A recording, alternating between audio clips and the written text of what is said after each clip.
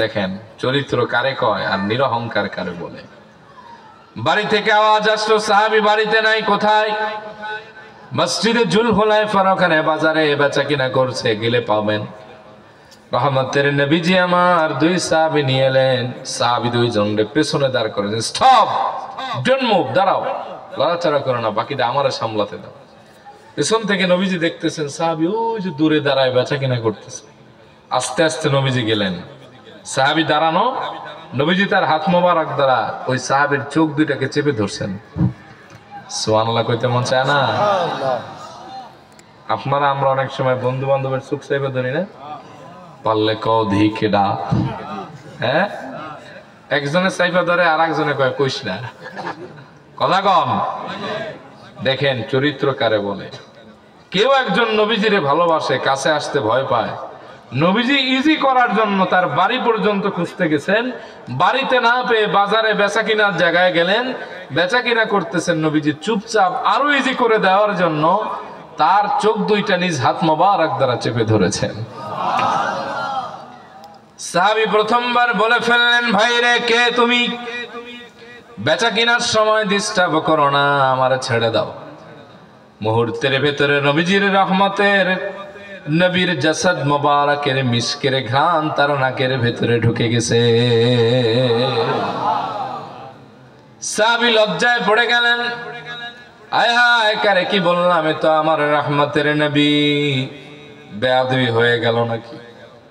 আবার মনে মনে তার সাহস জন্মাচ্ছে, যেহেতু রহমতের নবী আমার কাছে এসেছেন, আমার সুযোগ বয়ে যায়, দেহটা একটু ঢিল করে দেখি তো কি হয়। দাঁড়া ছিলেন, দেহ এরকম ঢিল করে দিছেন। নবীজি শক্ত করে তার বুকের সাথে জড়ায় ধরেছেন। সুবহানাল্লাহ পড়েন। নবীজি বললেন দাঁড়াও, লোকটা খালি পুইরাই যায়। নবীজি আরো শক্ত করে জড়ায় ধরছেন। কি ও বেড়াই দি দাঁড়ায় না। নবীজি বললেন দাঁড়াও, সাহাবী না তারপরে পড়ে যায়।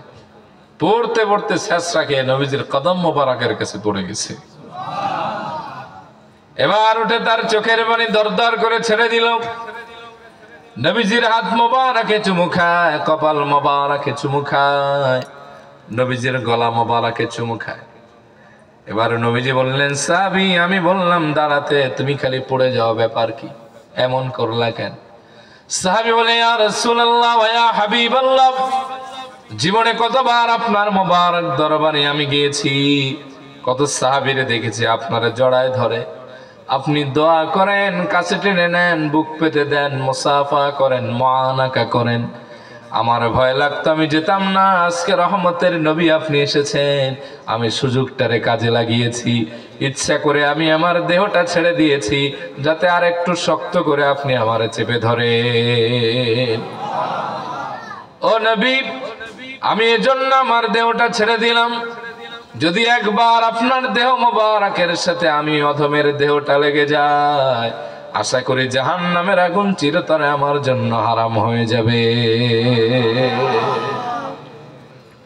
কেমন নিরহংকার ছিলেন। আপনারা আমার প্রশংসা করলে বুকের পাটা 2 ইঞ্চি বাইরে যায় না? কথা কন। এই যে আমাকে নামে কয় আন্তর্জাতিক, আন্তর্জাতিক। বাংলাদেশের নয় খালি ভালো করে গেলাম না, আন্তর্জাতিক আছে না নাই? মুফাসসিরে কোরআন, এগুলোতে এখন ইজি টাইটেল। আর একটা টাইটেল হলো আল্লামা। এক লাইন আরবি পড়তে দিলে গরম তার পায়জামা, বুঝছেন? এই ধরনের টাইটেল দিলে আমরা খুশি হই, ঠিক না? আর নবীজির সামনে কেউ প্রশংসা করলে নবীজি লজ্জা পেতেন, এটার ইনকার করে আরেক দিকে ঢুকাই দিতেন। এক লোক নবীজিরে বললেন, ইয়া খায়রুল বারিয়া, হে পৃথিবীর উত্তম সৃষ্টি, হে পৃথিবীর সুন্দর অবয়বের মানুষ। নবীজি এমন লজ্জা পাইছেন, মাথা নিচু করে বললেন, যাকা ইব্রাহিম আলাইহিস সালাম। ওটা আমি না, আমার বাপ ইব্রাহিম। সুবহানাল্লাহ পড়েন। আমি এক জায়গায় মাহফিলে গেছিলাম, প্রধান অতিথির নামে আলহাজ কয় নাই, উপস্থাপকরা এমন ঘুষি দেওয়া দিছিল, মাঝখানে খালি আমি আসিলাম দেখে খোদায় বাঁচাইছে। চিন্তা করেন, এগুলি অহংকার, এগুলো কি? কথা কন না কেন? এই আমি আর বেশি বাড়াইতাম না, 5 মিনিটে খালাস। শোনেন, বেশি ওয়াজ করা যেত না। আল্লাহর হাবিব সাল্লাল্লাহু আলাইহি ওয়াসাল্লাম তিনি ছিলেন নিরহংকার, কখনো অহংকার করেন নাই।